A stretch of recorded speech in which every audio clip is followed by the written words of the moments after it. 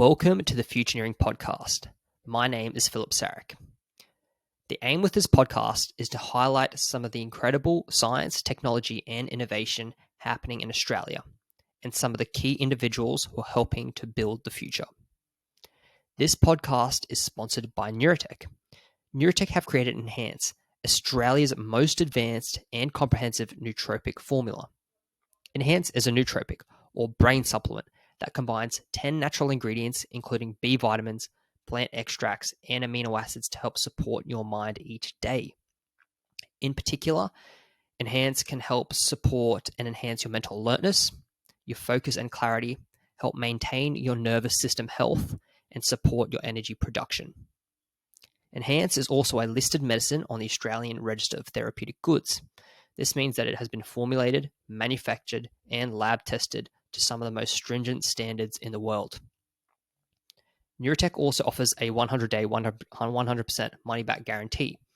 So if Enhance doesn't work for you or you don't love it, you will get your money back.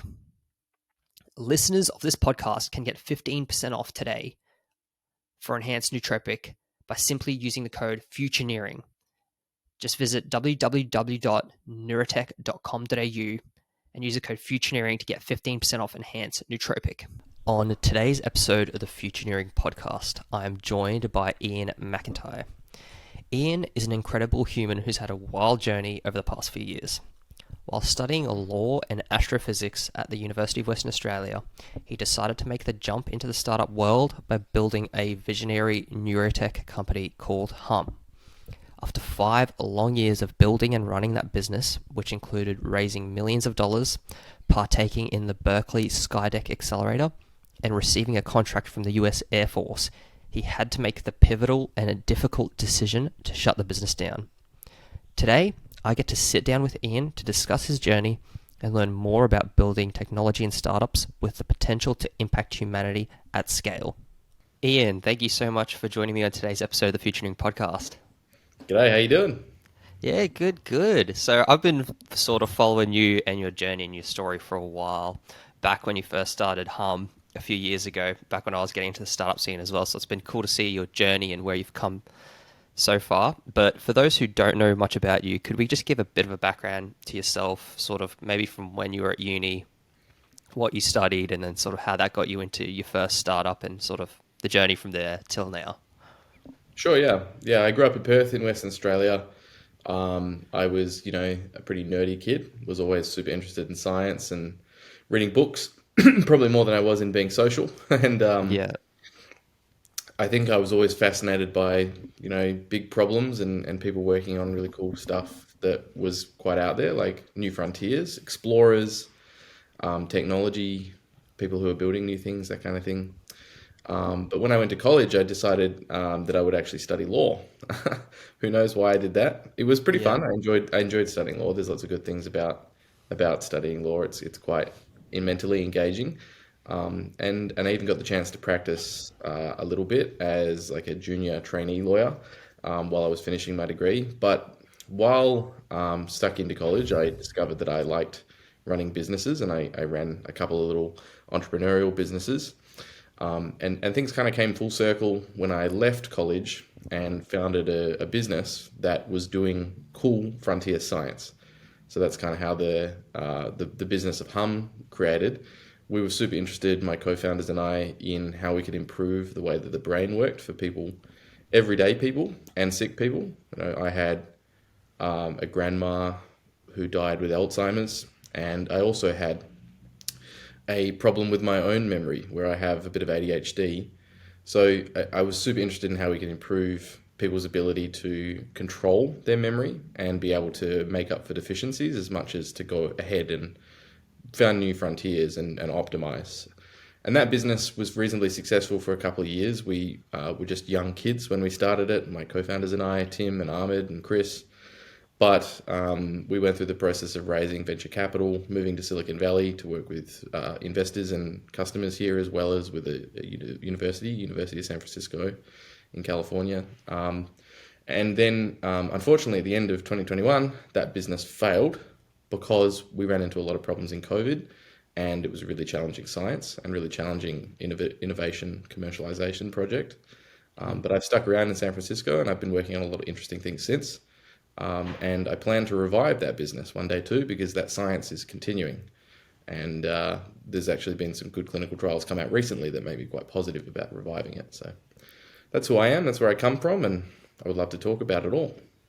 Yeah, that's an incredible story. I can resonate a lot with that, with the reason why you started Humm. It was very similar to sort of my reasoning as well. I actually have a poor memory and I wanted to help solve that. And I thought, nutrition and supplementation would be like the lowest hanging fruit. So that's the way we approached it as opposed to sort of going down the tech route, which we always wanted to do eventually as well. But yeah, I can understand the desire to sort of support the brain, improve the memory, and help other people as well. So that's really cool. Especially today, because there's a couple of things happening that are really putting a pressure on our brains. Well, one is technology and just how fast things are moving and how we interact with technology in ways that we really didn't evolve to, like things like GPS, unlimited information on supercomputers at our fingertips on phones, those kinds of things, and the extension of life that we've experienced as a result of improvements in modern medicine, putting us into a place where, we have these very long, difficult, for our brain at least, lives,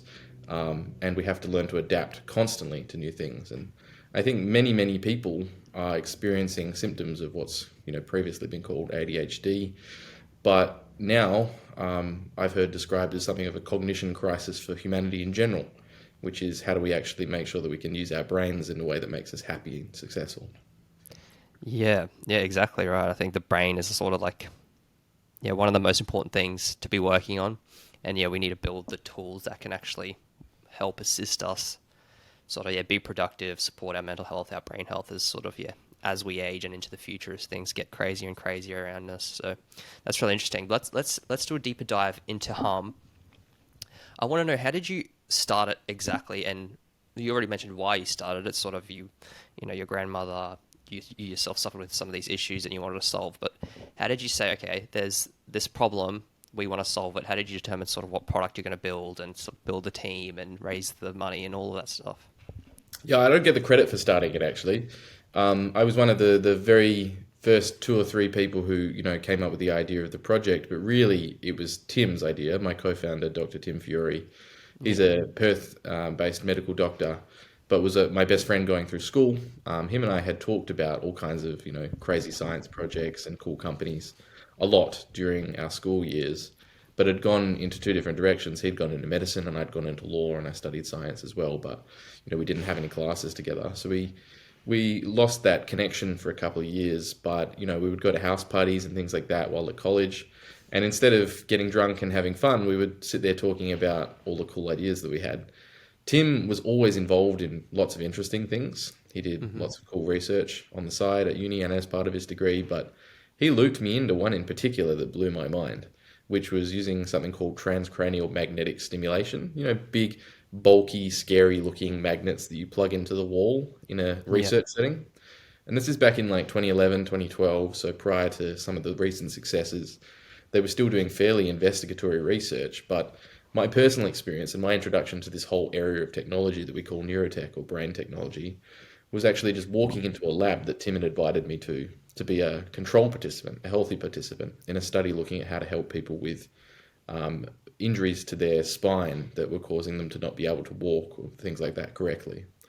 And my experience was, Tim said, come to this office at this time, and I rocked up and I sat down in this chair, and then they wheeled out this terrible, scary looking big machine that then they counted down from 30 seconds as if I was going to get electrocuted and didn't tell me why. And all of a sudden my arms and legs were out of my control because the electrical impulses going into my brain through the magnet were causing my arms and legs to move, which was wild, right? Wow, yeah. And even as someone with a background in science, I had never heard of this stuff. And so I said to Tim, what is this? And for the next kind of 6 years, we spent a lot of time discussing what was actually new in that area of technology, what we were interested in. And we got stuck on the idea that improving memory was really exciting. Tim and I were people that experimented with things called nootropics. I think you've had your own background with nootropics, right? Like making nootropics. Yeah. Pills for the brain to make your memory work better, to make your focus better, those kinds of things. we were always really frustrated with the fact there's no feedback loop. There's no way of knowing it's working, and there's no way to really customize it quickly. So, you take these pills and you get your personal experience, you've got to create a diary. And, at the same time, we're of course thinking about all these other parts of our lives. Like Tim was trying to be a doctor, I was trying to be a lawyer. How can we get ahead in our industries? How can we learn faster and get ahead? At the same time, I had the experience with my grandma with Alzheimer's. It was really heartbreaking to see her just totally lose her contact with memory. And so all of these experiences are swirling around in me while I'm at college. And Tim and I just keep talking about it until one day we decided to actually build it. And we got a couple of our friends involved who I really respected for different areas that they worked in. Chris Norman, really good engineer, and now a very successful founder himself. Ahmed Ulia, who's now a product manager at Atlassian, but back in the day was building race cars at UWA Motorsports. And we said to each other, how do we build this? And we spent like a year playing with different prototypes, giving demos, going to pitch nights, getting feedback, until we really got stuck on the idea of we could build a headset that improves memory and tells you how much it's improving memory. And that was the idea of Humm. That's really, really cool. Yeah, that's amazing. I guess, yeah, what I'd like to go on now is sort of how'd you get from that early stage? You got some prototypes, but now you want to start getting customers, you want to raise some money to develop further. Talk a little bit about that and sort of some of the fundamental science, because I think you guys did some clinical trials as well. Is that correct? We did, yeah. So we spent about 5 years working on Humm, and we did a lot of things. We pivoted multiple times. We were in different countries for different periods of it, working with different, technologies even. But how we started is basically no more complicated than a couple of friends sitting in a room and asking ourselves, how the heck are we going to build something like this? The place to start for us was, Tim had obviously kept me updated on the research over the years. We'd read a lot of studies and stuff. We interrogated the existing research and said, where is there something here that we could actually not just invent ourselves from scratch, but, commercialize the work of a lot of researchers who'd been building this technology for the last 20, 30 years.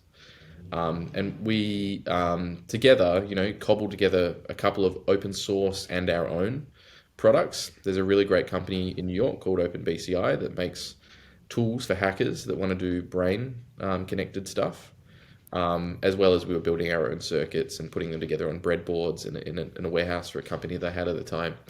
And then we would go to startup events at Space Cubed in Western Australia, which is huge now, but back then was just an office where startup events would run all the time, and get feedback from entrepreneurs who had built their own things. And what we're doing was very weird for where we were. There weren't a lot of people that were our age that were building anything, even medical devices in the space. But, there were people working on software products and companies that had some success doing consumer applications, SaaS applications.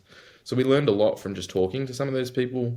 There were some awesome mentors in that Space Cubed community, and we ended up going through something called the +8 Accelerator, where we started Humm.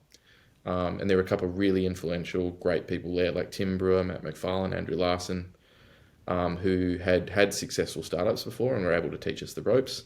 And then, the other thing was we just read a lot of books and blogs and stuff like that. We applied to YC and did a lot of reading and talking to people who had been through Y Combinator here in California.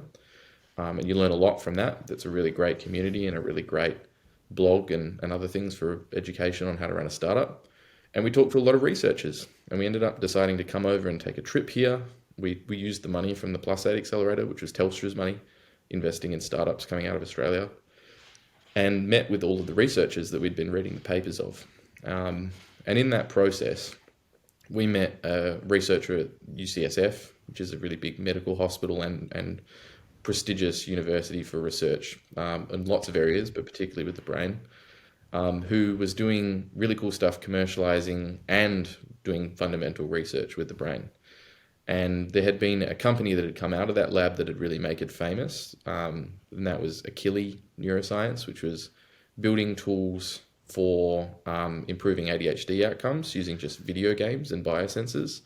But that lab was also doing, obviously fascinating, that was in of itself, but that lab was also doing stuff with what we were most interested in, which was the brain stimulation stuff. And So we ended up getting offered some investment from the University of California to come over here in California from Perth, set up a lab associated with UC Berkeley through something called the Skydeck accelerator. Hmm. And we were at that time funded by mostly Australian angel investors. Coming out of the Plus 8 accelerator, we'd met some great people. I mentioned some of their names before, but that really unlocked everything for us, that Skydeck accelerator. It gave us a connection with VCs. It took us a couple of years of building and prototyping and testing and meeting our first customers and realizing that some of them were good, some of them weren't, a lot of learning to actually get to the point where we raised substantial funding. But within about 2 years of moving to the US, we were in a position where we had several thousand paying customers, many thousands of people signed up on a mailing list interested in what we're building, and clinical research going on, both internally at the company and at UCSF. And that was kind of where it exploded and turned into a real company. Yeah, that's awesome. I can happily say that I was one of those paying customers, pre-ordered. I was eagerly awaiting my headband to arrive. Um, you're now at this accelerator in Berkeley. You're doing some internal research. Can we go a bit deeper into that? What were you studying exactly, and what were you looking to get from the Yeah. results? The technology that we ended up getting stuck to, because it was the best place to start, was something called transcranial AC stimulation. Now, to step back a second, like I said, we were interested in trying to close the loop on memory enhancement in the brain. There are a lot of different ways that neuroscientists are looking at doing that. Some of them, and to be honest, most of them require really hardcore tech, like putting someone into, a big, gigantic brain sensing device, all the way to, the scary stuff that I mentioned in that experience that I had with Tim, where you're plugging an electrocution device into the wall. And that stuff obviously wasn't going to be a place to start for us to build something, because it's still very heavily based in research and, very difficult to build anything that anyone could use at home to do that. But there was this area called transcranial AC stimulation, transcranial across the head, AC, alternating current of electricity, stimulation, putting electricity into the brain. And there had been some really exciting research at that lab at UCSF and other places doing a very particular, what we call a montage, which is just a setup of electricity, placement of the electrodes and parameters of the electrical input, that had improved something called working memory. Working memory is one of the most fundamental operating measures of the brain to measure how effectively it's working. Working memory is really closely related to your ability to learn new skills. It's typically very good when we're about 10 to 25, but starts to deteriorate thereafter. And it gets really bad when someone is moving towards cognitive impairment at the point that they develop something like mild cognitive impairment, have a traumatic brain injury, or as many people find out in Alzheimer's, just not being able to remember anything. Working memory is like the RAM of the brain, if you're familiar with the computer, Hmm. or if you could just think of it as like the amount of information you can hold in your mind at any time. And you can remember like strings of numbers, words, faces, those kinds of things that allow you to assemble the world, your understanding of the world around you. Now, this type of stimulation was really easy.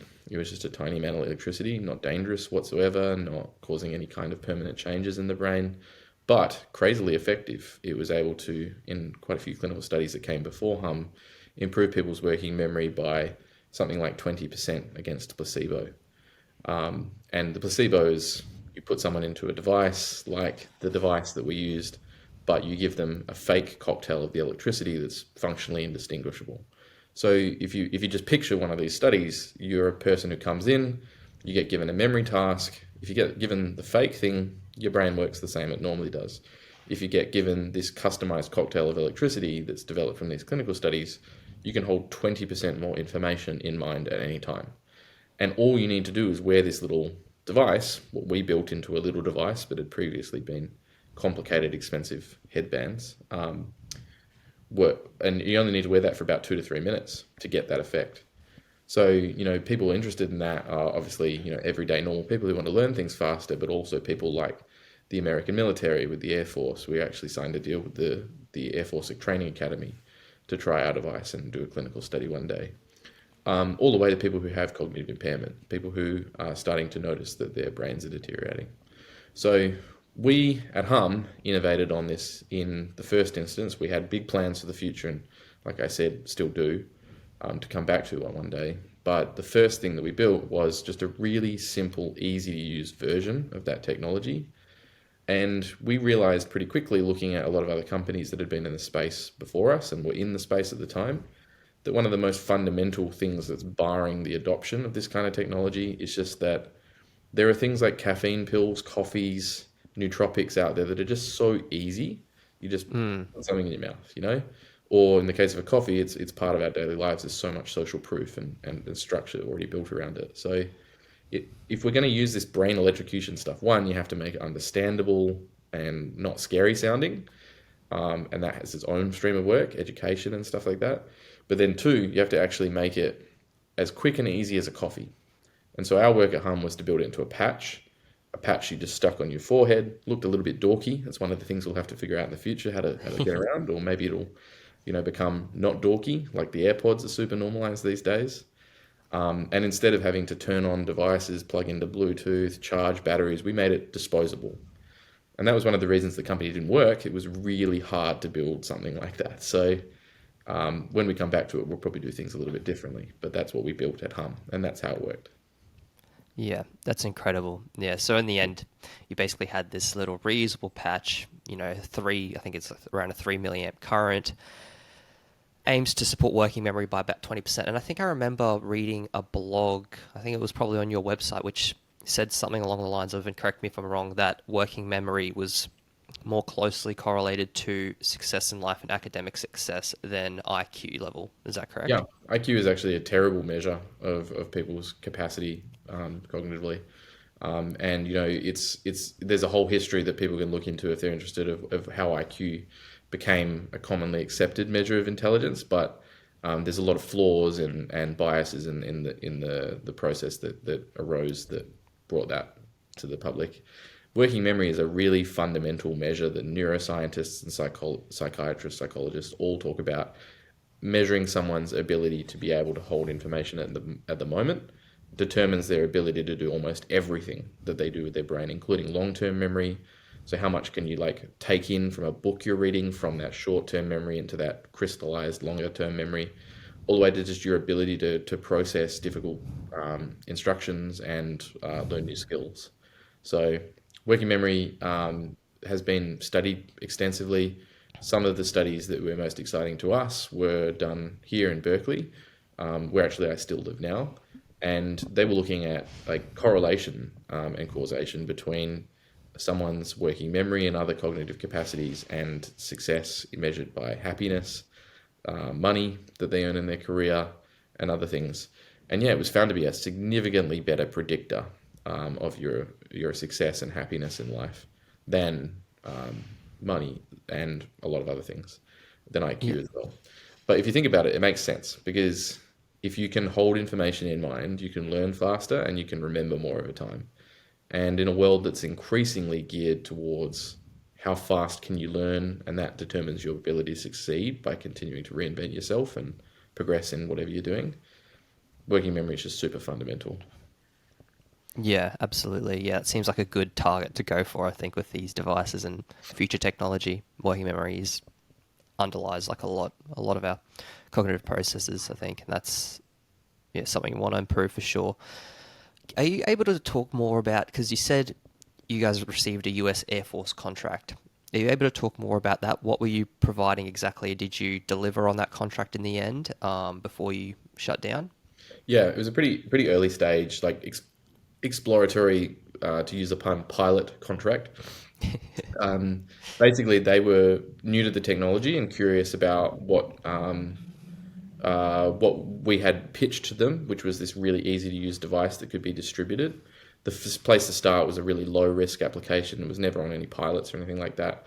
And we were looking at how it could be used in academies to increase the speed at which people were learning fundamental math skills.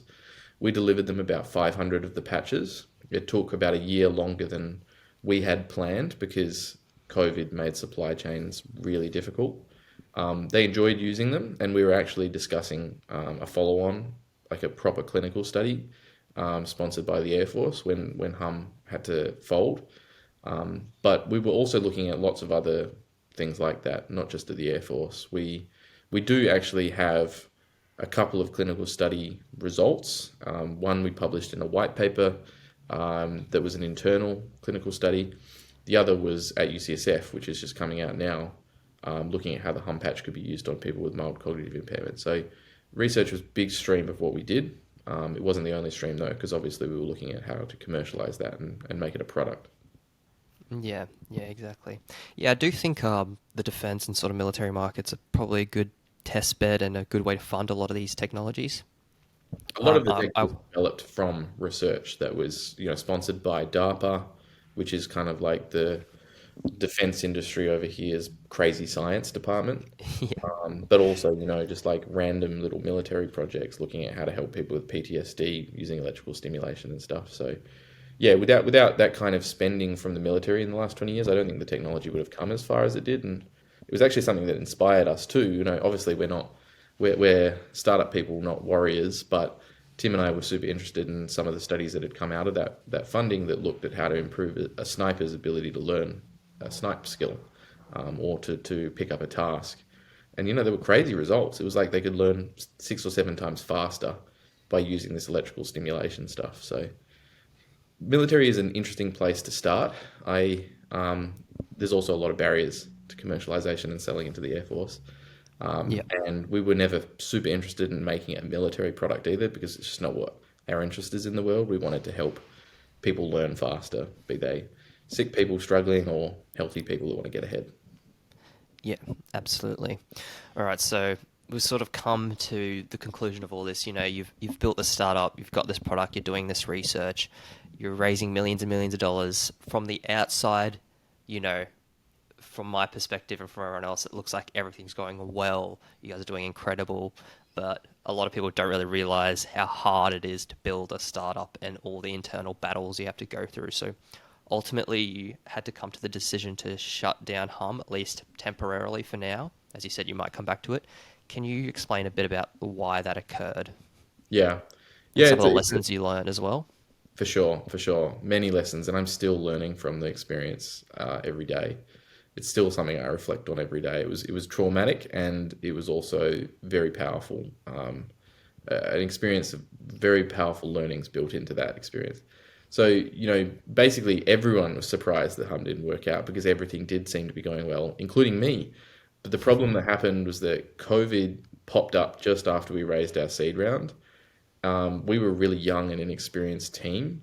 A couple of people dropped off the team because of COVID, personal reasons like wanting to go back to Australia and lockdown happening.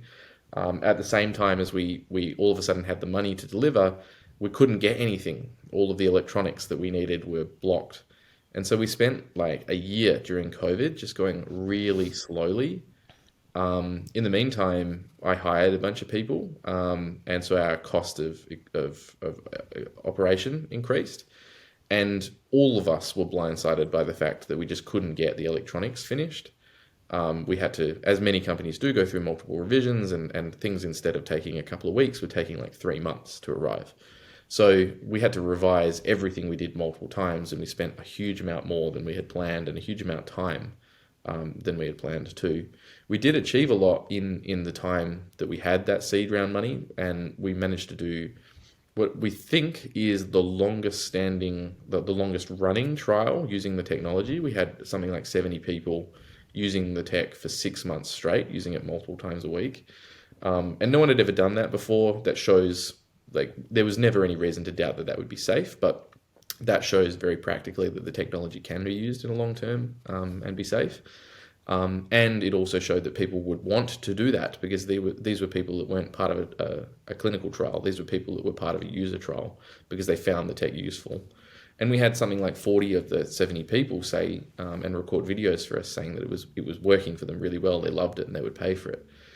Behind the scenes at the time, we needed more money, and we had some of our existing investors give us a little bit more runway.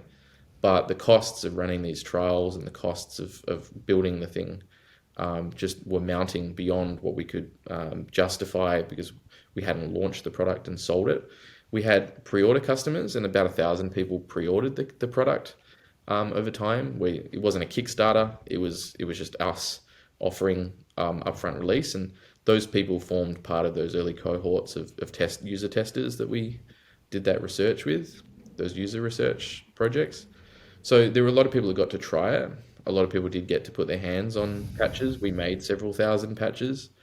But in the end, we had a fundraising deal that we worked on for about 6 months with a big corporate VC that just evaporated towards the end of 2021. We had a lot of people that were pretty fundamental to the project drop out because of COVID and things like that. And eventually I just had to make the decision that we weren't able to raise enough money to reboot or to continue, and I had to let everyone go. And that was a learning experience for me because I think I was probably too optimistic about what we could achieve. And, although we raised a lot of money, we should have raised way more. Although we had some experienced people on the team, we should have been more conservative. And also, I just burned out. Like, I spent 4 or 5 years working solely on that, not earning much money, but that's fine. I was loving what I did and learning a lot, but just like burning the candle at both ends. And it really compromised my personal mental health. I was, very heavily depressed and anxious towards the end because it was just so much panic about running out of money as a startup, so much anxiety about having to worry about looking after the staff and things like that, and just like a constant need to work, like 12 hours of meetings a day, trying to get investors and meeting with customers and trying to figure out how we would deliver the engineering. So the fundraising deal we had on the table just kind of evaporated very quickly in a shitty circumstance, to be honest. It was poor communication. And all of a sudden I realized that we just didn't have the money and I just had to shut the project down. At the time I thought I'll give this a couple of months, get back on top of my mental health and come back. But in actuality I was burned out enough that I needed like a 12-month break. And I took that break without obviously having any kind of like proper break, but I went to work for another company that was working on very similar technology that's still going and is doing really well. Roga, they make a device that's based on some medical technology for anxiety, and also building a software platform around it that enables workplaces to use the tech and combine it with meditation to help people who are stressed at work. So that was really good for my personal mental health and was really cool that I was able to contribute that back to the industry. Now I'm actually working at an AI company in SF, which is kind of a new stream in my life, but I'm actually still catching up with all the scientists that were involved in Humm. I talk regularly to my former co-founder, and keep a relationship with my investors and supporters.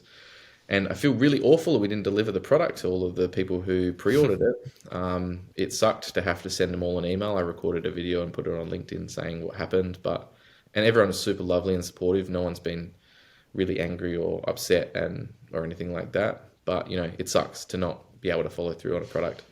Do have to reflect that it was always going to be really difficult. There were many people, very, very prominent scientists from Stanford with a lot of money from VCs that didn't manage to succeed at what we did. So a couple of kids from Western Australia, it was always the odds were stacked against us. But we did really well, and I think one day we'll come back to improving what we did. In the meantime, I'm continuing to learn, continuing to network and follow the technology and where I can, support the research too. Yeah, that's an incredible story and a lot of learning, and I think people just don't realize how hard it can be building a business. And on top of that, yeah, as you said, you had all this investor money, so all this added stress as well. Yeah, and especially when you're doing some sort of fundamental research and developing new technology, it's just that much more intense, and no one really sees the struggles that founders can go through. But yeah, as you said, at the end of the day, it is an incredible learning experience, and someday that the work you did is probably going to be going into your next thing or someone's next thing and still advancing the world and the technology, which is yeah, incredible. Yeah, neurotech founders and founders in general often hit me up to hear the story and the learnings and get advantage of the connections and investor and science network that Humm had built over time. So we do contribute, Tim and I, still to the industry. Haven't been any outstanding successes in consumer neurotech at all in the last 5 years. So we're still rooting for the industry, and we still intend to come back because there was clearly a large customer public support for what we did. And a lot of people believe the same as we do, that the ability to improve your brain is going to be fundamental to happiness in the future and success. So it's a project that's not going to go away. It's something that I consider kind of my lifetime project. And unfortunately for all of us right now, it's probably something that's going to take many more years to get there, but we'll get there.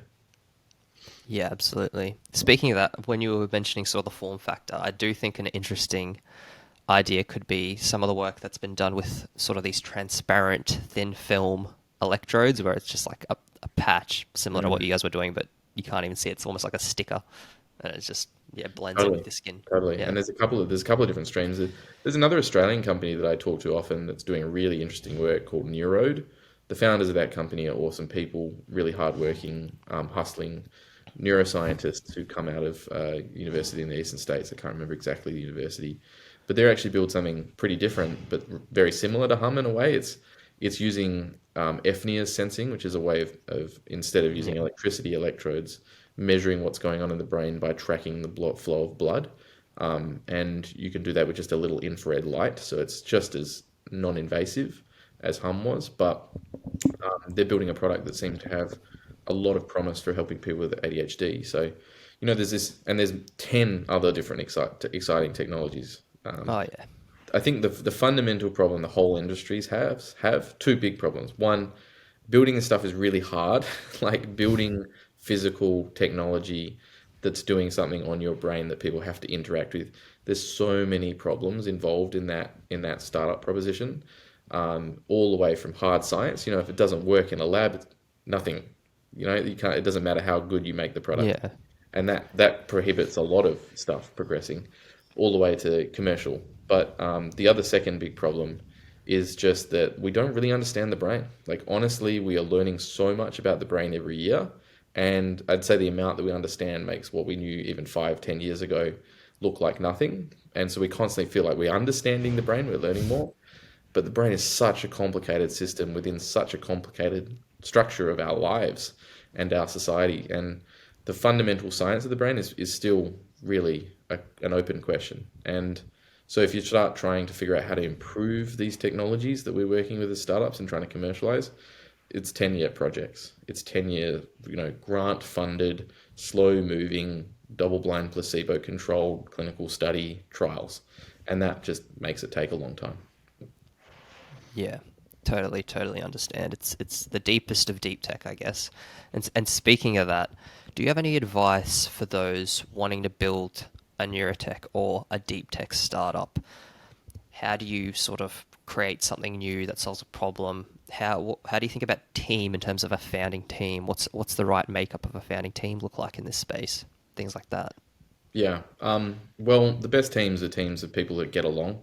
And the more you get along, the longer you'll last. Most startups die, and this is why Combinator's statistics, not mine.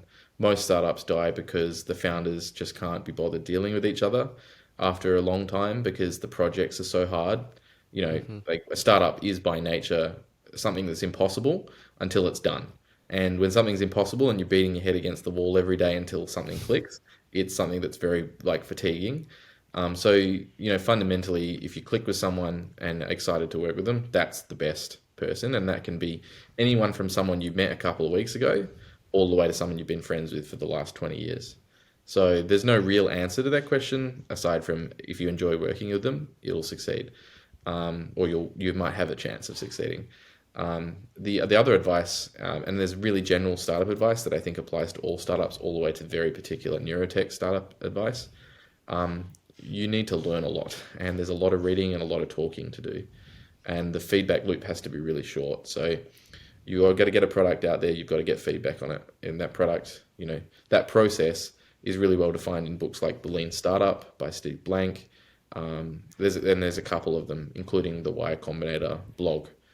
You can get involved in an incubator, an accelerator, and statistics show that that makes your startup having a much higher chance of success because it shortens that feedback loop on feedback for your product and your team and things like that.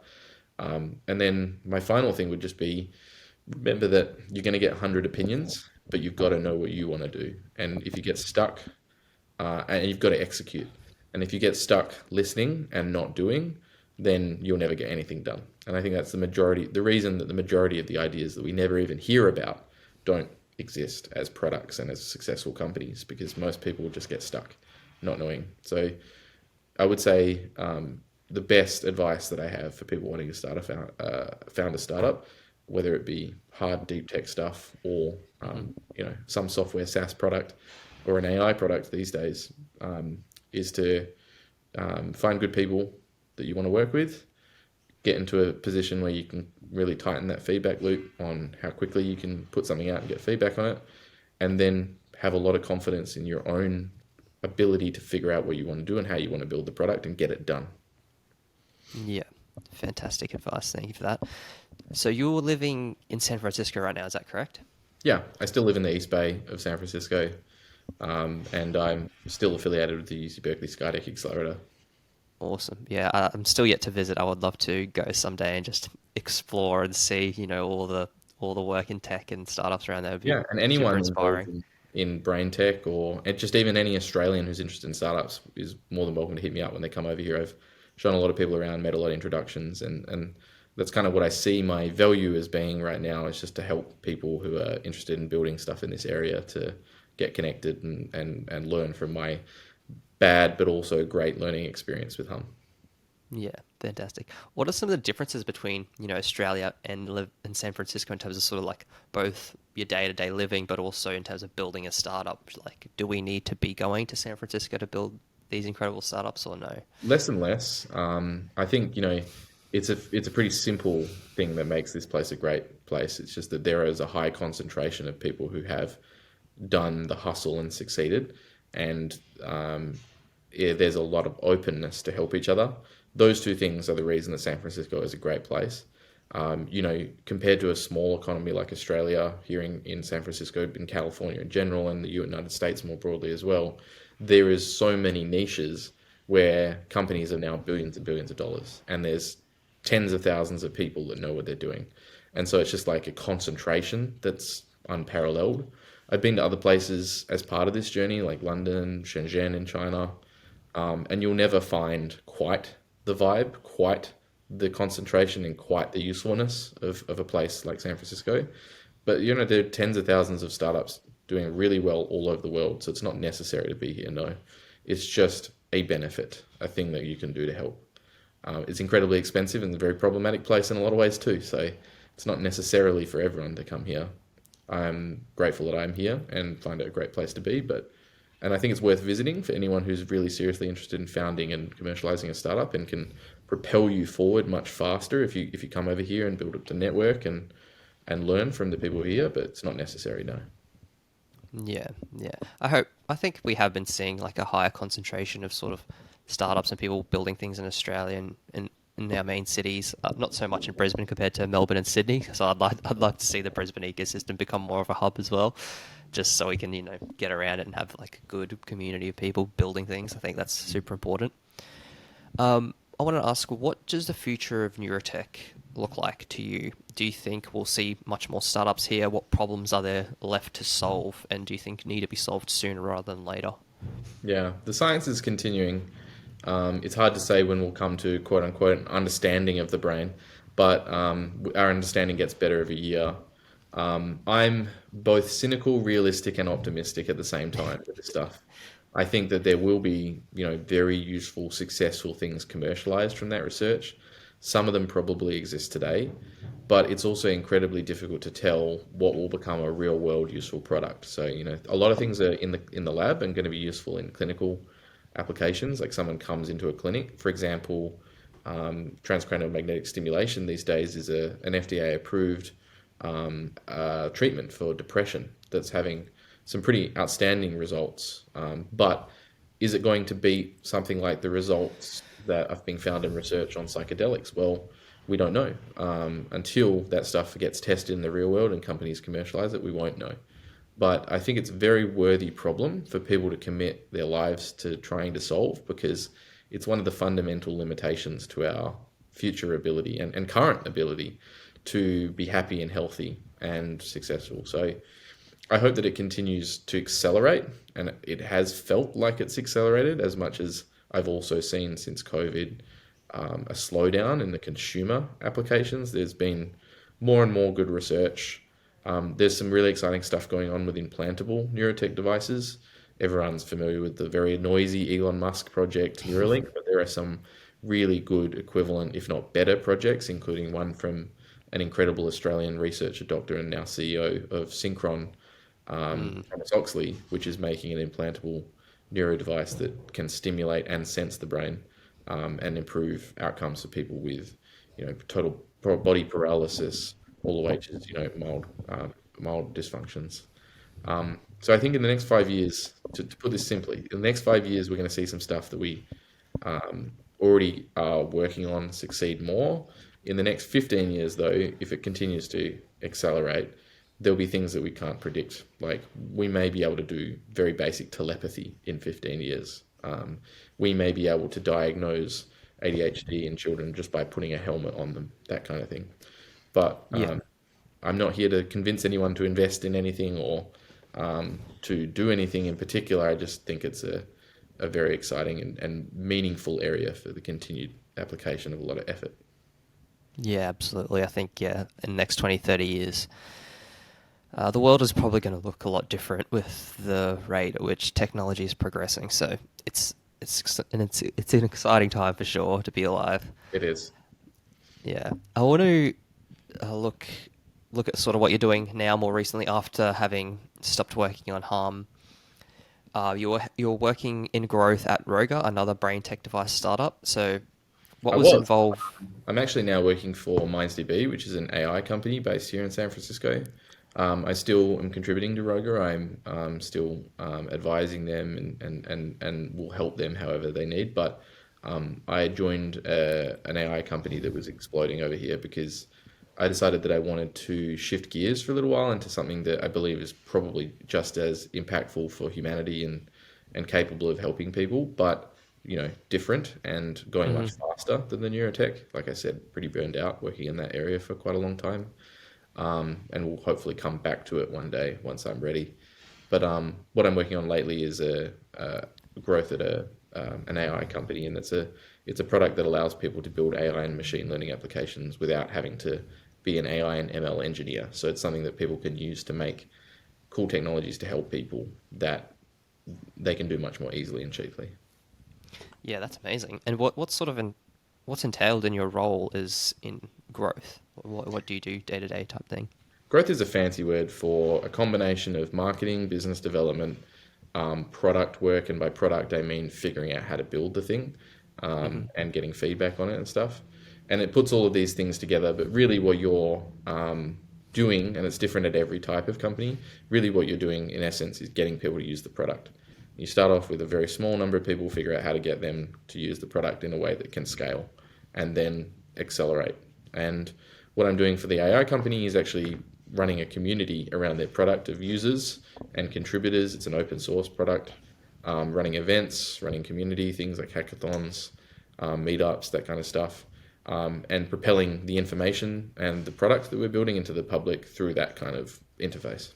Final question or final thing, where can our listeners go if they want to learn more about you and your previous work and maybe have a chat to you? It's a good question. I think probably the best place is my LinkedIn. I don't have a personal website or anything like that. On LinkedIn, you'll be able to see all of the things that were written about Humm, some of the stuff that we published, and the video where I explained why we shut down Humm. But then also you'll be able to find out about the current project that I'm working on, MindsDB, the AI project, and also Roga, which is still actually doing really well, making progress towards a medical treatment for anxiety, but also currently an app available in the App Store and a product you can buy as a wellness device online to help with your stress. I would encourage anyone to reach out to me at any time about anything that we've discussed today.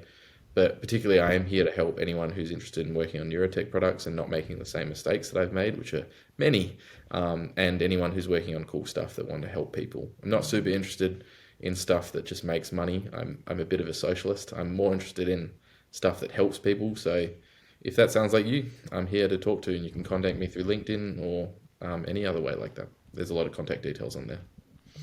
Awesome. Well, thank you so much, Ian. I appreciate you coming on the podcast despite the two little breakdowns we had, but nonetheless, it was great. I learned a lot, and I hope people got something out of this. And yeah, it's amazing to hear you talk about your story and your learnings and your journey so far. And I look forward to seeing all the work you do with your new company and in the future and all this cool stuff you're working on. So yeah, thank you so much for your time. Thanks, mate. Thanks for having me on. Thanks. Bye-bye.